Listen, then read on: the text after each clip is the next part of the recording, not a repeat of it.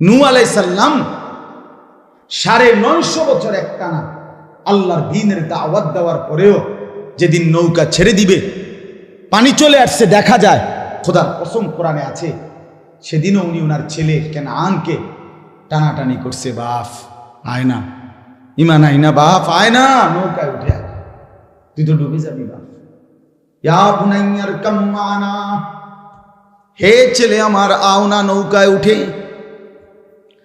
নূহ আলাইহিস সালামের বেঈমান ছেলে বলল, আব্বা উঠবো না, ঈমানও আনবো না, সাআবি ইলা জাবালিন ইয়াসিমুনি মিনাল মা। ছেলেটা বলল, আব্বা আমি ওই উঁচা পাহাড়ের উপরে আশ্রয় নেব, তোমার খোদার তুফানের পানি ওই পর্যন্ত পৌঁছবে না, পাহাড়ের উচ্চতা আমাকে বাঁচিয়ে দেবে। কোরআনুল কারীমের মধ্যে আছে, নূহ নবী চিৎকার করে ছেলেকে আবার বললেন,